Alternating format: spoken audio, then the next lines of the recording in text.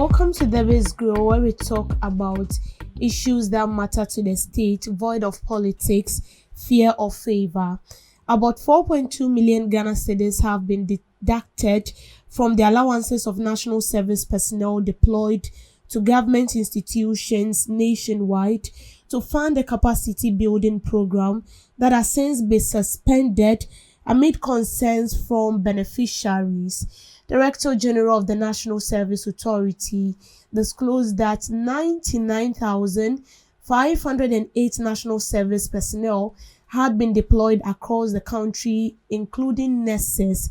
Of this number, nearly 29,000 were deployed to private sector institutions, meaning approximately 70,508 personnel were serving in government institutions and were therefore affected by the deduction. Each affected national service person had 60 cedis deducted from their May allowance. The National Service Personnel Association explained that total amount to represent 15 Ghana cedis monthly deduction over 4 months to fund the capacity building program. Joy News research calculations based on the estimated 70,508 personnel serving in government institutions, the deduction amount to approximately 4.2 million. The association, however, maintains that the initiative was designed to bridge the gap between graduate and employment by equipping young people with additional skills beyond the academic qualification.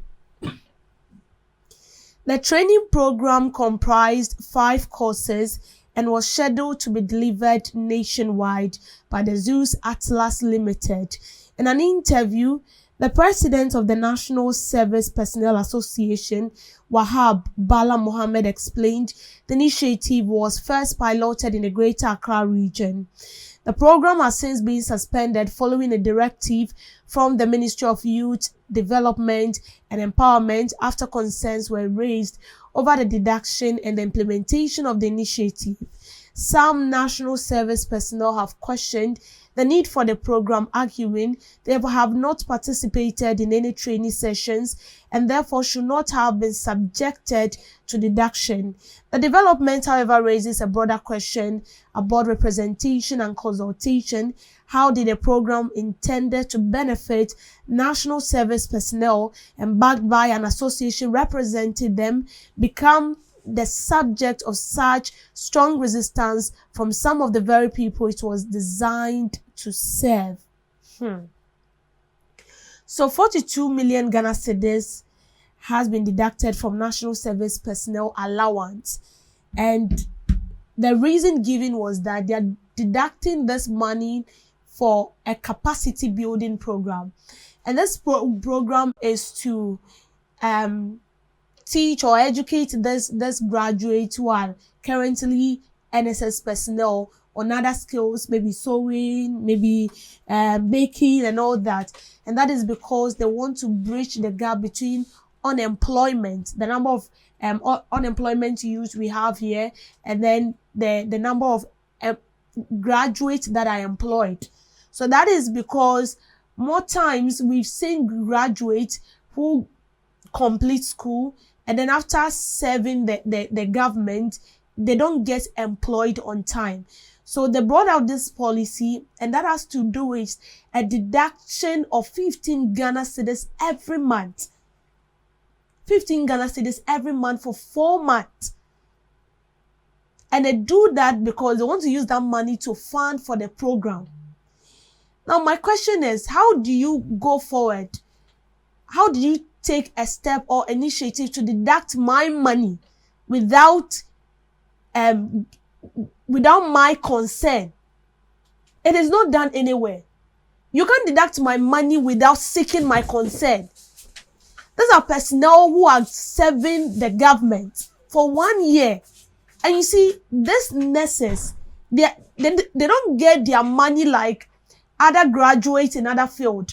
Graduates in other field like maybe journalism, like maybe PR or other government institutions. You get your money after the month. And even with that, there are proceedings you need to follow. But when it comes to the nurses and the doctors that are doing their serving the government or offering their service to the government, they don't get their money. They don't get paid at the end of the month. They get paid after they are done with their service. And even sometimes they don't get the money in full. It comes in bits. And I can boldly tell you that NSS personnel who have completed, who are done with their NSS service last year, have not even received part of the money they've worked for. They've not received it. And then you go ahead to deduct the money. And this wasn't done without the consent of the National Service Personnel Association. They know it. They were aware. So if we have an association that is covering these people, that becomes a mediator, or they are now the intermediary between the government and this NSS personnel. If there is an issue like this, why don't you communicate to your people? You go ahead to deduct money, so can they embody that? And then you still go ahead to deduct it. Now, this NSS personnel are complaining that they've not received any training. You took the money because you want to train them. Aside them being trained as a professional nurse, you want to also build their capacity in other skills. You've deducted the money. There was nothing like training. And you've not stated your reasons. And this is how corruption starts. This is how it starts. Someone might be like, 60 cedis, they're saying it's papa. 60 cedis is money.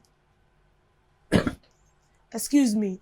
Go to the street and offer someone 60 cedis and see how they will appreciate you. It's as if you've given them the whole world. It should tell you how hard the system is. These are NSS personnel who receive 700 cedis in a month. 700. A whole Ghana, 700. What the year day? Transport alone has consumed that money. Not to even talk about your feeding. And then when it has to do with these nurses, sometimes you get posted. You get posted out of your region. Like even places like the northern region, places like the eastern region, upper west region, places that you don't even know anybody. And then you have to pay for your own accommodation. And then aside all this, you still don't receive what you're supposed to receive at the end of the month. The money doesn't come on time. And then you need to be begging authorities to get paid. And after that, you go to deduct their money. It is good. It is good to learn skills attached to what you already know. Because the country in which we find ourselves and how hard the system is, if you want to depend on one work, you will die before your time. So you need to be like a tree with many branches. What you depend on for the month, and you still have other businesses where you generate revenues from. That is how you can survive right here in Ghana. And then you go ahead to deduct money without their consent. And they are complaining. I wouldn't have much problem if their money even comes on time. It doesn't come on time. And you see, with the government institution, it's a different thing altogether. Because in the private institutions, they do their possible best to pay you at the end of the month. Sorry. They do their possible best to pay you at the end of the month. But with the government institution, you need to go to procedures. You sign letters and all that before you get your money. 700. 700. At least 1,000 or 1,500 is not bad. 1,000 or 1,500 is not bad. NSS personnel are equally doing their work. If you go to some offices, NSS personnel are doing their work even more than those who are employed. You don't get to receive your money. And even if you receive your money, they still deduct it. It doesn't tally. It doesn't tally. At least, the reason why you are deducting that money, let it be effective. Train them. But you've deducted the money because you said you are investing it into a capacity building program to train these people on hand-on skills. skills that will benefit them. Even if they don't get employed on time, they can still get something to do to survive. Before maybe at the appointed time or at the right time, they get employed by the government. And there was no program. They said, according to this NSS personnel, they were not involved in any program. They don't even know that something of that sort is going on. 42 million is not something we should joke about. It is not something we should joke about. Please, we are begging you. The money is not enough. The 700 you are paying the NSS is nothing to write home about. We're here where ghosts were being paid. The Zs were being paid money. Ghosts in the cemetery were paid. What's human beings that keeps moving to the office, paying for transport, paying for accommodation, do not get paid on time? Which kind of country is this? And which kind of leaders do we have? Sometimes I ask myself whether they are humans. Because if you are human, you should understand what your fellow human is going through. But here, the leaders we have, they are not humans. Sam, thank you for making time with me on Debbie's Grill.